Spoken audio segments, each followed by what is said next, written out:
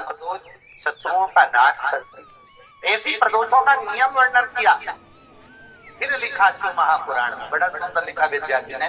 मान लो आप प्रदोष का व्रत नहीं कर सकते,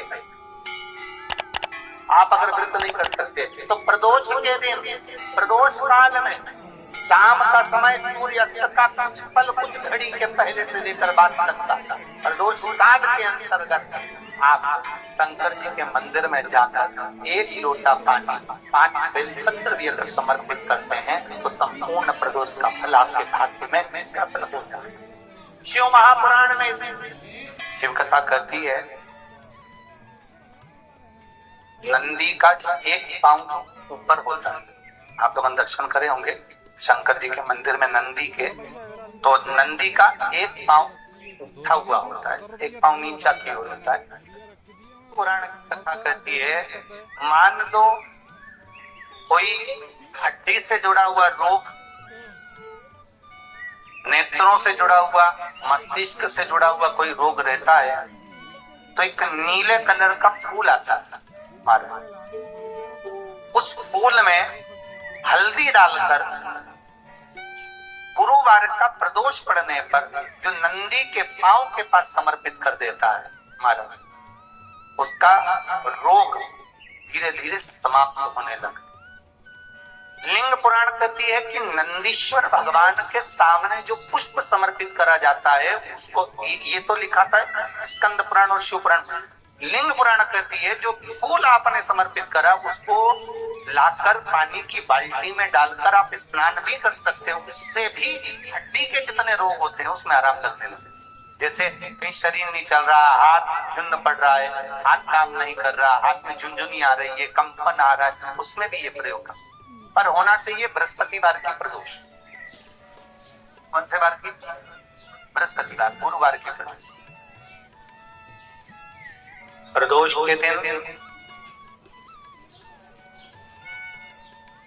यदि आपको कहीं से शमी पत्र मिल गया, प्रदोष के दिन यदि कहीं से आपको शमी पत्र मिल गया है और प्रदोष काल, प्रदोष का जो समय होता है, शाम का जो समय होता है प्रदोष काल, 4 प्रदोष 5 प्रदोष आप कर देखिएगा कि आपका कोई काम है, कोई नौकरी के लिए आप अप्लाई कर रहे हैं, कोई समस्या बड़ी विकट आ गई है, कोई तकलीफ विकट आ गई है, कोई समस्या विकट आ गई है, प्रदोष की प्रदोष काल अगर एक शमी पत्र भी आप घर के शिवलिंग को, अब ये करने के लिए आपको मंदिर के शिवलिंग नहीं जाता, अपने घर में जो शिवलिंग, चाहे वो स्फटिक का हो, पारद का हो, कंकर शंकर का हो, लकड़ी का हो, जो शिवलिंग तुम्हारे घर में, कांच का हो, चाहे वो नर्मदा का कंकर का हो, नर्मदेश्वर हो, पाषाण का हो, जो शिवलिंग चांदी का हो, सोने का हो, तांबे का हो, पीतल का हो, जो शिवलिंग तुम्हारे, एक शमी पत्र यदि आप भगवान शंकर के शिवलिंग पर समर्पित कर रहे हो और उस शमी पत्र को उठाकर रात्रि को 9:15 की जो एक मुहूर्त होता है, एक समय होता है, जिस समय पर हम अपने मन की बात भगवान शंकर को कहते हैं, पूर्व में भी इसका वर्णन हम कर चुके हैं कथाओं। उस 9:15 पर वो शमी पत्र को उठाकर एक कागज में, एक कटोरी में उसको रख दे। 4 या 5 प्रदोष के उस शमी पत्र को अपने पास में रखिए और जिस कार्य के लिए जा रहे हो उसको जेब में ऊपर के भाग में उसको रखकर लेकर जाइए, आपका वो कार्य सफल होकर ही रहेगा। शमी पत्र में इतना बल होता है, प्रदोष का जो शमी पत्र होता है वो बड़ा बलवान होता है, बड़ा प्रदोष, शिवरात्रि, सोमवार की अष्टमी, प्रदोष भी हर महीने आता है, शिवरात्रि भी हर महीने आता है, सोमवार भी हर महीने में 2 3 4 5 पड़ी जाती। सोमवार की अष्टमी जरूर साल भर में 4 या 5 आता। प्रदोष, शिवरात्रि, सोमवार की अष्टमी, ये वो तिथियां हैं, ये वो वार हैं।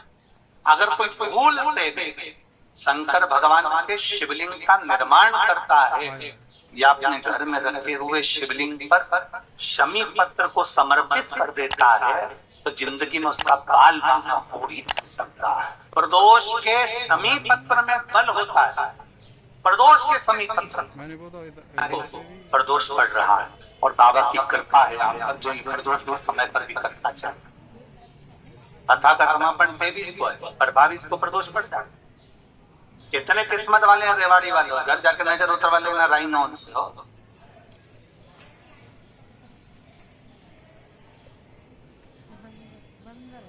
शिव की कृपा कितनी है आप पर, जरा विचार करिए। जगह जाकर प्रार्थना कर ली, निवेदन कर लिया, तो भी तुम्हारा अगर कोई काम ना बने तब एक काम जरूर करना, एक बेलपत्र, एक शमी पत्र, एक कनेर का फूल देवाधिदेव महादेव को प्रत्येक प्रदोष के दिन शिव जी को जल चढ़ाकर समर्पित करना प्रारंभ कर दो। 2 या 3 प्रदोष निकलेगी, मेरा देवाधिदेव महादेव तुम्हारी झोली खुशियों से भर। किसी भी प्रदोष के दिन, प्रदोष काल में एक बार लगा दे, उसके बाद में अपनी कामना कर कर बेलपत्री। एक छोटा सा उपाय अवश्य करिए। अगर बच्चे कोई एग्जाम में बैठ रहे हैं या कंपटीशन एग्जाम है या नौकरी के लिए अप्लाई कर रहे हो, मान लो 4-6 महीने से बैठे हो, 8 महीने से बैठे हो, सर्विस नहीं है, नौकरी नहीं है, तो एक छोटा सा उपाय अवश्य करिए शिव महापुराण का। महाराज बेलपत्री के पेड़ के नीचे विराजमान होकर, बेलपत्री के पेड़ के नीचे जिसको नौकरी के लिए या एग्जाम में बैठ रहा है वो जल चढ़ाए, बेलपत्री के पेड़ के नीचे थोड़ा सा दूध चढ़ाए, फिर जल चढ़ाए और अपने राइट भाग में घी का दिया और अपने लेफ्ट भाग में तेल का दिया। किसी भी प्रदोष के दिन, प्रदोष काल में एक बार लगा दे, उसके बाद में अपनी कामना कर कर बेलपत्री के पेड़ के नीचे धूप लगाकर प्रणाम कर कर आ जाए और चले जाए इंटरव्यू के लिए।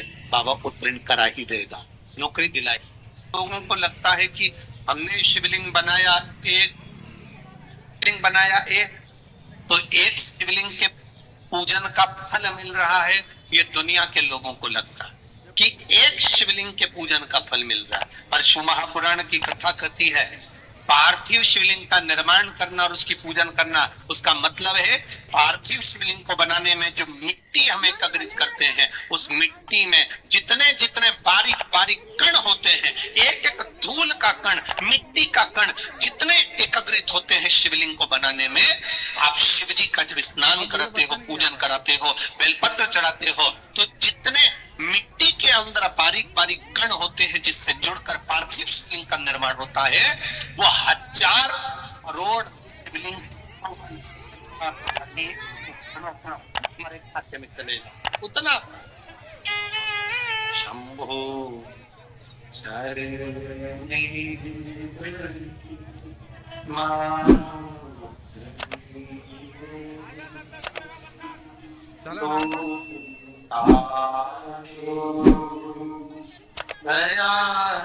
पार्थिव शिवलिंग का निर्माण करना मतलब लाखों शंकर भगवान के स्वरूप की पूजन कर, एक पार्थिव शिवलिंग का निर्माण।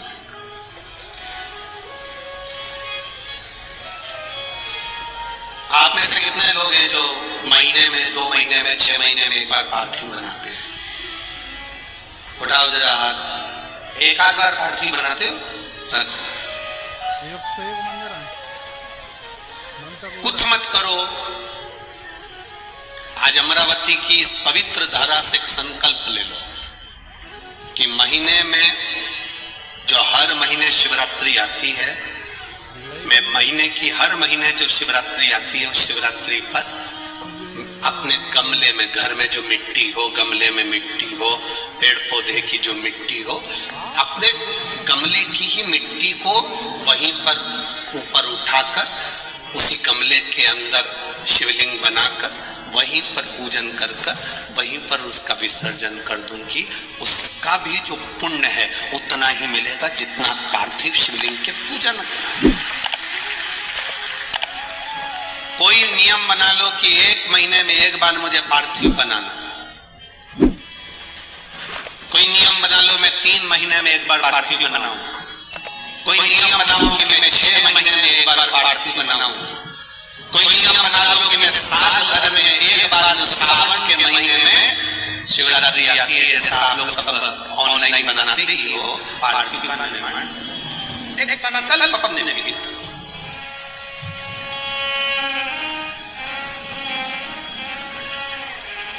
संकल्प का फल बाबा क्या देगा ये आपको मानना पड़ेगा। वो क्या देगा वो मानना पड़ेगा।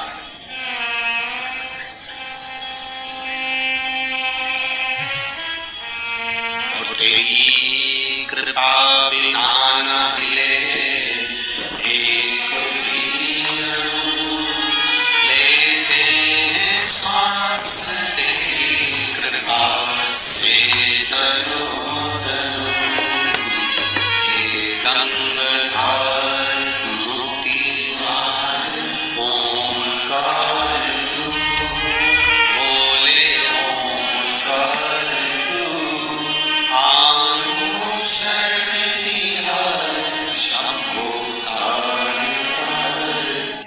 प्रयास करना।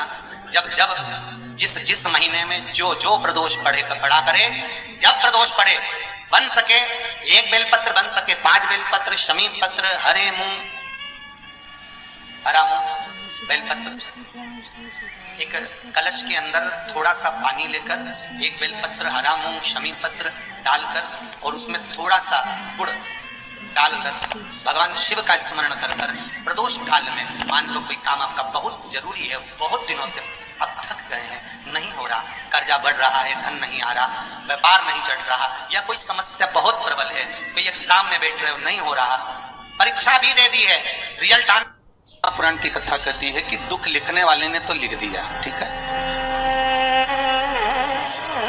लिखने वाले ने तो जो लिखा वो लिख दिया, पर एक बात याद रखिए कि लिखने वाले ने लिख तो दिया, उसकी मर्जी थी, उसने कितना दुख कितना सुख लिखा ये उसके ऊपर है, पर एक बात याद रखो कि उस दुख सुख को हमें भोगना है, पर भोगने से पहले सुख जब हम भोगते हैं तो हमको बड़ा आनंद आता है, बड़ा एंजॉयफुल अपनी जिंदगी को जीते हैं, पर थोड़ा सा दुख अगर हमारी जिंदगी में सम्मुख में आ जाता है तो हम रोना चालू कर देते हैं, हम बिलखना चालू कर देते हैं, हम ये भूल जाते हैं कि परमात्मा ने अगर सुख में हमारा साथ दिया तो दुख में भी तो देगा,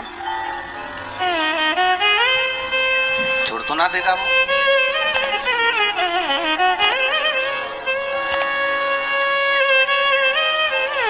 एक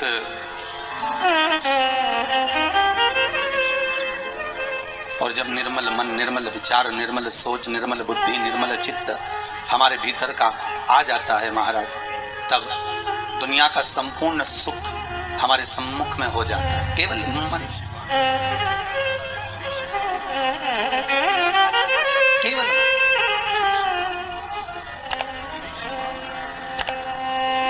और ये मन,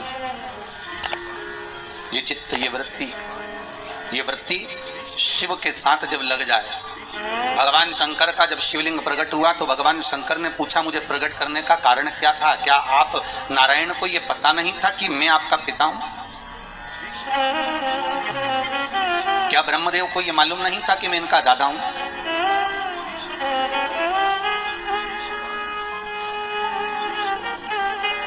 कौन है?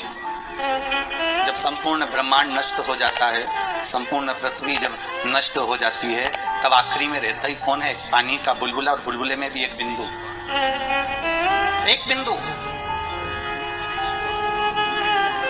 कभी ब्रह्म कुमारी आश्रम में जाकर देखिएगा, वहां से अगर आप ज्ञान प्राप्त करेंगे तो वहां की बहन जी बताती हैं कि मात्र अगर इस संसार की रचना का केंद्र बिंदु कोई परमात्मा है तो एक बिंदु है, वो बिंदु कोई दूसरा नहीं, आद्य शक्ति भगवान शिव ही, शंकर ही। उस ब्रह्म कुमारी आश्रम में बताया जाता है, बहन जी बताती हैं कि ये बिंदु ही शंकर है, उस शंकर से ही सर्व जगत की उत्पत्ति है, उस शिव से, उस शंकर से, उस कैलाशी से, उस त्रिकालदर्शी से सर्व जगत की उत्पत्ति है। जैसे मकड़ी जाले को बना देती है और भगवान शंकर भी उसी तरह जाले को निर्मित कर देते हैं, संसार को निर्मित कर देते हैं। पर जब देखते हैं कि संसार के लोग मुझसे दूर हो गए, ये संसार के लोग भजन चित्त वृत्ति से दूर हो गए, इनके भीतर का अहंकार जाग गया है, अहंता जाग गई है और दिन भर एक बात कहते हैं मैं हूं, मैं कर रहा हूं। अगर मैं दुकान नहीं जाऊंगा तो काम नहीं होगा, मैं घर नहीं चलाऊंगा तो काम नहीं होगा, मैं फैक्ट्री नहीं चलाऊंगा तो फैक्ट्री नहीं चलेगी, अगर मैं नहीं होगा तो ये काम नहीं होगा। हर व्यक्ति के मन में केवल एक ही बात अड़ जाती है कि मैं हूं तो हो रहा है, मैं हूं तो होगा, अगर मैं नहीं होगा तो कुछ नहीं होगा।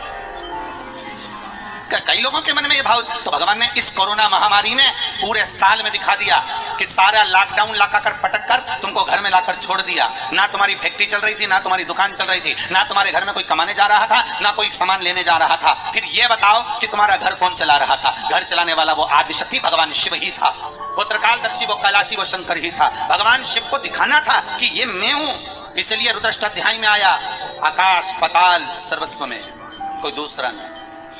तलातल में मैं हूँ, रसातल में मैं हूँ, जलचर में मैं हूँ, थलचर में मैं हूँ, वायुचर में मैं हूँ, तुम्हारी श्वासों में मैं रमण कर रहा हूँ। तुम मुझे पहचान गए, फिर संसार सागर का कोई दुख तुम्हारे सम्मुख में नहीं आ सकता।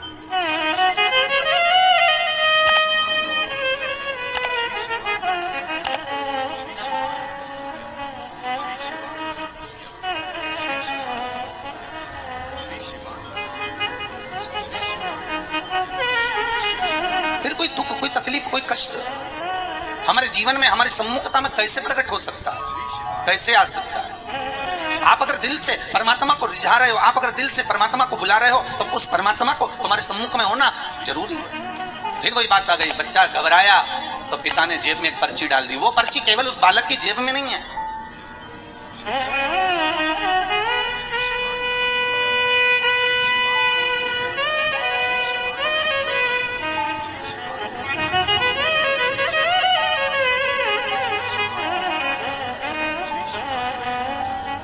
पर्ची केवल एक बालक की जेब में नहीं, वो पर्ची भगवान जब हमें पैदा किया, संसार सागर में जब उसने भेजा, माता के गर्भ से जब हमने जन्म लिया, वो पर्ची भगवान ने अपनी जेब में भी डालकर भेजी है। इस मन में एक पर्ची को रख दिया गया है कि जब तू दुख लगे, जब तुझे कष्ट लगे, जब तुझे लगे कि अब कोई साथ नहीं दे रहा, तब चिंता मत करना, वो पर्ची को निकाल लेना कि पीछे मैं खड़ा हूं, तो चिंता मत करना, मैं तेरे साथ में हूं। अगर सुख में हूं तो दुख में भी तेरे साथ में हूं। क्यों चिंता,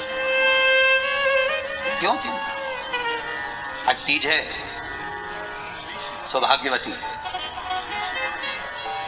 केवल 7 दाने चावल के जल के पात्र में चंदन में भिगो कर डाल देने पर और उससे कामना कर कर, आरोग्यता की कामना कर कर, मात्र घर के जो मटका होता है, परिंदा होता है, उसके पास में समर्पित कर देने पर भगवान शंकर का नाम स्मरण कर कर जीव की रोग से मुक्ति भी हो जाती है।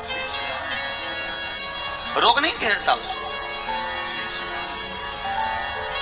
आरोग्यता का अनुभव, आरोग्यता का सुख प्राप्त होता है।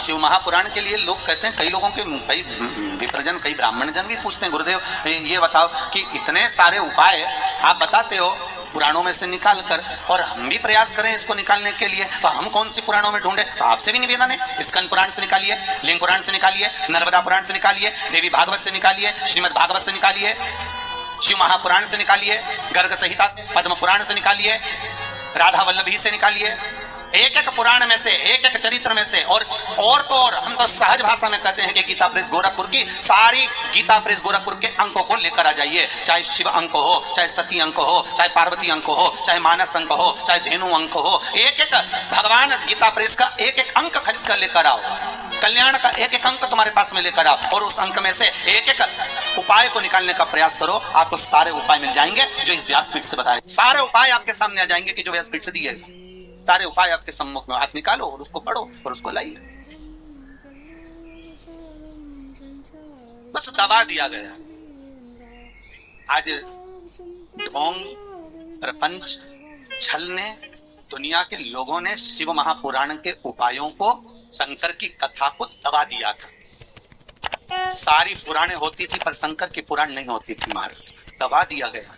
और शिव महापुराण को केवल जगत में लेकर आना चाहते हैं कि शंकर को दुनिया पहचाने, शिव की साक्षी को पहचाने। शंकर है क्या, शिव का अनुमोदन क्या है। दुनिया के लोग टीवी के माध्यम से फिल्मों का निर्माण कर कर देते हैं कि इस पर दूध चढ़ाना, क्यों चढ़ा रहे हो, गरीब बच्चे को दूध पिला दो, ऐसा क्यों कर रहे हो। उस शंकर को जगत तक पहुंचाना है कि शंकर पर दूध क्यों चढ़ाया जाता है, शंकर पर दही क्यों चढ़ाया जाता है, शंकर पर जल क्यों चढ़ाया जाता है, शंकर पर बेलपत्री का महत्व क्या है, शंकर पर शमी पत्र का महत्व क्या है, क्यों शंकर भगवान को शमी के वृक्ष का मात्र 7 फूल चढ़ा देने पर व्यक्ति की मनोकामना पूर्ण हो जाती है, क्यों कहा जाता है। उसको निकालो, उसको समझो, उसको पढ़ो, उसको अपने जीवन में उतारो। सारे देवी देवताओं को बहुत सा सामान चाहिए होगा पर मेरे विश्वनाथ को कुछ नहीं चाहिए, मेरे शंकर को चाहिए क्या। अगर आपके जीवन में ऐसा लगे कि बहुत बड़ी बीमारी आ गई और आपके घर का व्यक्ति वेंटिलेटर पर पड़ा हुआ है, तो शमी के वृक्ष के फूल ले आओ 7, और शमी के वृक्ष के 7 फूल लाकर एक एक फूल शंकर भगवान को श्री शिवाय नमस्तुभ्यम कहकर उस व्यक्ति के लिए जो पड़ा हुआ है, अंतिम सांसें गिन रहा है, जिसको अटैक आ गया, अंतिम सांसों में जो गिन रहा है उसके नाम से भगवान शंकर पर चढ़ाना प्रारंभ कर दो। मात्र 7 पुष्प, उस शमी के वृक्ष के 7 पुष्प आप शिव को समर्पित करिए, उसका नाम और गोत्र बोलकर, और भगवान शंकर का मूल मंत्र श्री शिवाय, जम के बोलिए श्री शिवाय नमस्तुभ्यम बोलकर एक एक शमी का फूल शंकर पर चढ़ाना प्रारंभ कर दो। फिर आगे वो विश्वनाथ की मर्जी है, वो प्राण कैसे लेकर वापस आता है, उस काल से छुड़ाकर महाकाल कैसे लाता है, ये वो जाने। आपका फर्ज केवल आप अदा करिए। जब अंत में डॉक्टर भी हार जाते हैं, जब अंत में डॉक्टर भी कह देते हैं कि अब हमारे बस का नहीं है, अब तो उस परमात्मा के हाथ में, मतलब डॉक्टर को भी मालूम है कि एक को डॉक्टर बैठा हुआ है, एक डॉक्टर और है, तो बस वो थोड़ा सा दूर तो रहता है और करीब भी बहुत है। कई लोग कहते हैं वो कैलाश पर रहता है बहुत, तो उनको बुलाएंगे तो आएंगे। हमने कहा कैलाश पर तो रहता ही नहीं है, जहाँ भक्त है वहाँ बनवा, वो दूर तो रहता ही नहीं। आप तो बस केवल उसको बुलाने का प्रयास करिए, आप दिल से बस उसको हाजिर, वो दिल से बुलाओ तो उसको।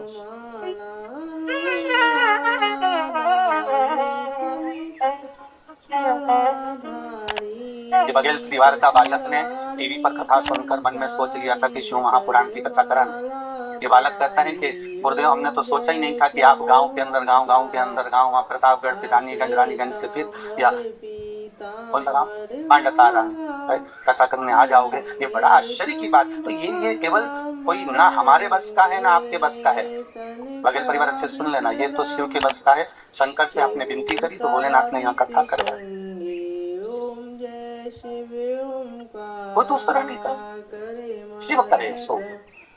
कालदर्शी है, कैलाशी है, अविनाशी है शंभो। ये दिल, ये चित्त, ये वृत्ति, ये मन जो आपसे लगा हुआ है, बस ऐसी कृपा करना कि ये मन जो आप में रमा हुआ है, ये